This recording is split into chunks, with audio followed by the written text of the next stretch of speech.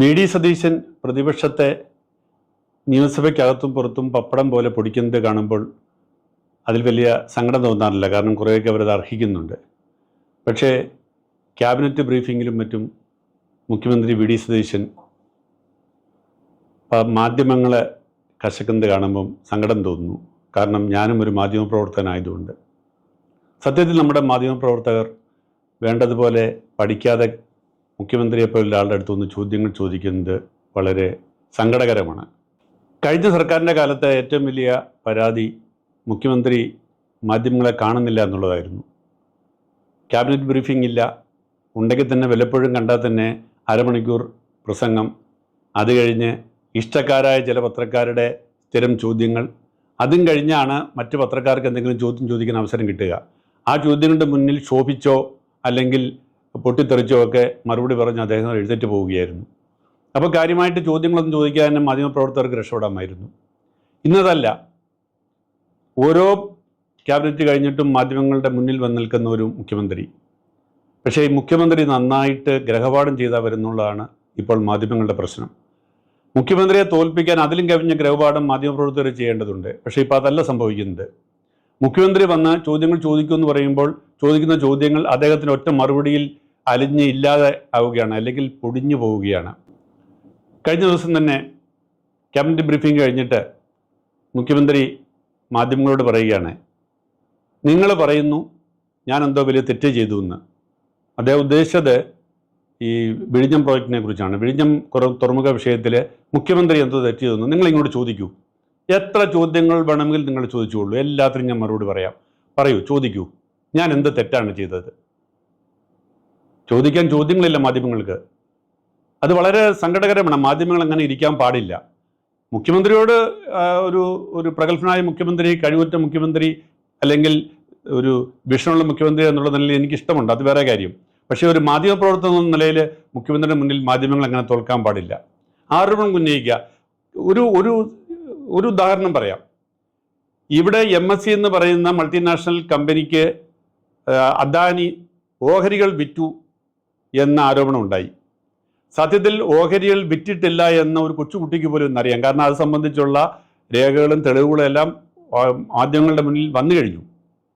പക്ഷേ കഴിഞ്ഞ ദിവസം നടത്തിയ ക്യാബിനറ്റ് ബ്രീഫിങ്ങിൽ വീണ്ടും ഒരു പത്രലേഖൻ, ഒരു മാധ്യമപ്രവർത്തകൻ ചോദിക്കുകയാണ്, മുഖ്യമന്ത്രി അറിഞ്ഞില്ലേ അദാനി ഓഹരികൾ വിറ്റത്? അപ്പോൾ ഓഹരികൾ ഇതുവരെ കൈമാറ്റം ചെയ്യപ്പെട്ടിട്ടില്ല എന്ന് പോലും അറിയാത്ത മാധ്യമപ്രവർത്തകർ നമ്മുടെ ഇടയിലുണ്ട്. അതൊരു ഒരു വശം. രണ്ടാമത്തേത്, ശരിക്കും ആ കരാർ എന്താണ്, കരാറിലെ വ്യവസ്ഥകൾ എന്താണ്, കരാർ എന്നുണ്ടായി, ഇത്തരം കാര്യങ്ങൾ പോലും അറിയാതെ, അതായത് 25% ഓഹരികളെ വിൽക്കാം, കൈമാറ്റം ചെയ്യാം എന്നുള്ള ഒരു കണ്ടീഷൻ ഉണ്ട് അതിനകത്ത്. രണ്ടാം ഘട്ടമായിട്ട് 74% ഓഹരികൾ കൈമാറ്റം ചെയ്യാമെന്നുള്ള ഒരു കണ്ടീഷനുണ്ട്. ഇതൊക്കെ ഏതൊക്കെ വ്യവസ്ഥകളുടെ അടിസ്ഥാനത്തിലാണ് ഈ കൈമാറ്റം? ഇതൊക്കെ പഠിക്കണ്ടേ? ഇത് ഒന്നുകിൽ അദാനി ഗ്രൂപ്പുകാരോട് ചോദിച്ചാൽ അവരിതിൻ്റെ രേഖകൾ തരും, അതല്ലെങ്കിൽ ഇവിടെ തന്നെ സർക്കാരിൻ്റെ ഭാഗത്ത് ചോദിച്ചാൽ സർക്കാരിൻ്റെ ഭാഗത്ത് നിന്ന് കിട്ടും. ഇതല്ലാതെ അവിടെ പോയി നിന്ന് ചോദ്യങ്ങൾ ചോദിക്കുകയും മുഖ്യമന്ത്രിയുടെ മറുപടികളുടെ മുന്നിൽ വളരെ നാണം കെട്ട് പോരുകയും ചെയ്യേണ്ട ഒരു അവസ്ഥ ഉണ്ടാകുന്നത് വളരെ ദയനീയമാണ്. ദേശാഭിമാനി പത്രത്തിൽ ഈ MSC കമ്പനിക്ക് ഓഹരി കൈമാറ്റം ചെയ്യാൻ പോകുന്നു എന്നുള്ള വാർത്ത ജൂൺ 5-ാം തീയതി വന്നത് കേരളത്തിലെ മറ്റു മാധ്യമങ്ങളൊന്നും അറിഞ്ഞില്ല എന്നുള്ളതാണ് ചോദ്യം. അറിഞ്ഞിരുന്നെങ്കിൽ അവരത് ഫോളോ അപ്പ് ചെയ്യേണ്ടതല്ലേ? ഇതെല്ലാം കഴിഞ്ഞിട്ട് ഈ ഓഹരി കൈമാറ്റം ഒരു പുതിയ വാർത്തയായിട്ട് വന്നപ്പം ഇത് നേരത്തെ ചർച്ച നടത്തി, ഗൂഢാലോചന നടത്തി, എന്തല്ല. മുഖ്യമന്ത്രി 2 ചോദ്യങ്ങൾ ചോദിച്ചു. ഒന്ന്, ഞാൻ മുഖ്യമന്ത്രി ആകുന്നതിന് മുമ്പ് നടന്ന കാര്യങ്ങളെക്കുറിച്ച് ഞാൻ എങ്ങനെ അറിയുന്നത്?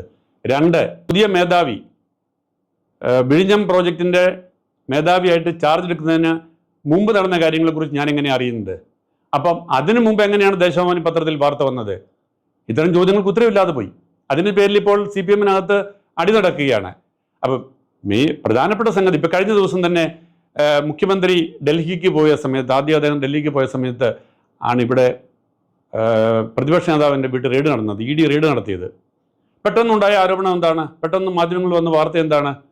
മുഖ്യമന്ത്രി പ്രതിപക്ഷ നേതാവിൻ്റെ വീട്ടിൽ റെയ്ഡ് നടക്കുന്നതിൻ്റെ തലേ ദിവസം പ്രധാനമന്ത്രിയെ കണ്ടു, ചർച്ച നടത്തി. അവർ തമ്മിൽ നടത്തിയ ഗൂഢാലോചനയുടെ ഫലമായിട്ടാണ് ED പിറ്റേ ദിവസം റെയ്ഡ് നടത്തിയത്. അതായത് മുഖ്യമന്ത്രി ചർച്ച നടത്തിയത് തലേ ദിവസം വൈകുന്നേരം 7 മണിക്ക് മറ്റോ ആണ്. പിറ്റേ ദിവസം ഏർലി മോർണിംഗ് ഇവിടെ വലിയ സന്നാഹങ്ങളോടെ ഇ ഡി വന്ന് റെയ്ഡ് നടത്തുന്നു. അപ്പം ഇതിന് ശേഷം 2 ദിവസം മുഖ്യമന്ത്രി മിണ്ടുന്നില്ല എന്നുള്ളതാണ് മാധ്യമങ്ങളുടെയും പ്രതിപക്ഷത്തിൻ്റെയും പരാതി. മുഖ്യമന്ത്രി വിളിച്ച് പിന്നീട് പത്രസമ്മേളനം നടത്തിയപ്പോൾ ആദ്യം ചോദിച്ച ചോദ്യം, കഴിഞ്ഞ മുഖ്യമന്ത്രി മാധ്യമപ്രവർത്തകരോട് സംസാരിക്കുന്നത് എപ്പോഴൊക്കെ ആയിരുന്നു നിങ്ങൾക്കറിയാം. ഞാൻ നിങ്ങളെ ഓരോ ക്യാബിനറ്റ് കഴിയുമ്പോഴും ബ്രീഫിങ്ങിന് ഞാൻ നൽകാറുണ്ട്, അല്ലാതെ നിങ്ങളെ കാണുന്നിടത്തൊക്കെ ഞാൻ സംസാരിക്കാറുണ്ട്. പക്ഷേ ഞാൻ പോകുന്ന വഴിക്കെല്ലാം നിങ്ങൾ മൈക്കുമായിട്ട് വന്നാൽ എങ്ങനെയാണ് സംസാരിക്കുന്നത്?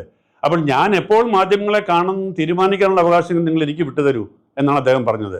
രണ്ടാമത് അദ്ദേഹം വേറൊന്നുകൂടി പറഞ്ഞു, ഞാൻ പ്രധാനമന്ത്രിയെ കണ്ട് ഉടനെ ആവശ്യപ്പെടുക, ഞാൻ സത്യപ്രതിജ്ഞ ചെയ്ത ശേഷം ഉടനെ ഡൽഹിക്ക് പോയി പ്രധാനമന്ത്രിയെ കണ്ട് ആവശ്യപ്പെടുകയാണ്, നാളെ തന്നെ ആ പ്രതിപക്ഷ നേതാവിൻ്റെ വീട്ടിൽ പോയി നിങ്ങൾ റെയ്ഡ് നടത്തണം, അതിന് നിങ്ങൾ ആ ഇ ഡിയോടൊന്ന് പറയണം എന്ന് തലേദിവസം വൈകിട്ട് ഞാൻ പറയുന്നു.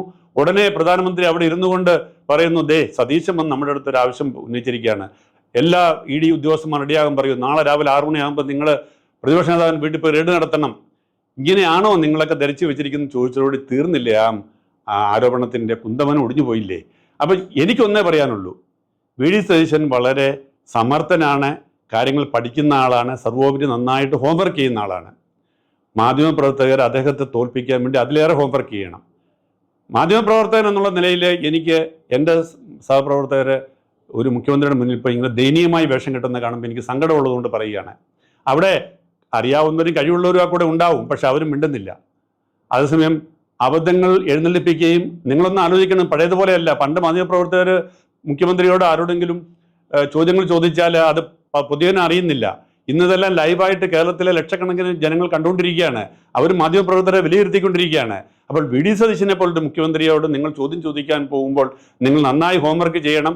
വി ഡി സതീശനോട് മാത്രമല്ല, പ്രഗത്ഭരായ മന്ത്രിമാർ വേറെയുമുണ്ട്. മുരളീധരനോട് നിങ്ങൾ പോയി പഠിക്കാതെ ചോദ്യങ്ങൾ ചോദിക്കരുത്, CP ജോണിനോട് പഠിക്കാതെ ചോദ്യങ്ങൾ ചോദിക്കരുത്, രമേശ് ചെന്നിത്തലയോട് പഠിക്കാതെ ചോദ്യങ്ങൾ ചോദിക്കരുത്. അവരൊക്കെ നന്നായിട്ട് ഹോംവർക്ക് ചെയ്തിട്ട് അല്ലെങ്കിൽ നല്ല അനുഭവ സമ്പത്തുള്ള നേതാക്കളാണെന്ന് മനസ്സിലാക്കണം. എന്തും ചോദിച്ച് എന്തെങ്കിലും മറുപടി വാങ്ങുക. നിങ്ങൾ പൊളിറ്റിക്കലായിട്ട് ചോദ്യങ്ങൾ ചോദിക്കുക, അല്ലെങ്കിൽ ഇന്നയാൾ ആരോപിച്ചു എന്ന് പറഞ്ഞ് ചോദിക്കാം, പൊളിറ്റിക്കലായിട്ട് മറ്റൊരാളുടെ മേൽ തലചാരി ചോദിക്കാം, അതിന് നമുക്ക് ക്ഷീണമില്ല. പക്ഷേ മാധ്യമപ്രവർത്തകർ സ്വയം തങ്ങളുടേതായ ചോദ്യങ്ങൾ ഉന്നയിക്കുമ്പോൾ അതിന് മുഖ്യമന്ത്രി എന്തായിരിക്കും മറുപടി പറയുക എന്ന് ഊഹിച്ചെടുക്കാനും, അങ്ങനെ ഊഹിച്ചെടുത്തുകൊണ്ട് അദ്ദേഹത്തോട് ഉപചോദ്യം ചോദിക്കാനുമുള്ള ഒരു തയ്യാറെടുപ്പ് നടത്താതെ ഇങ്ങനെ പോയി വിഡ്ഢിവേഷം കെട്ടുന്നത് കാണുമ്പോൾ ഒരു പഴയകാല സീനിയർ പത്രപ്രവർത്തനം എന്ന നിലയിൽ എനിക്കുള്ള വേദന ഞാൻ പങ്കുവെച്ചു എന്ന് മാത്രമേ ഉള്ളൂ. ആരും എന്നോട് പരിഭവിക്കരുത്.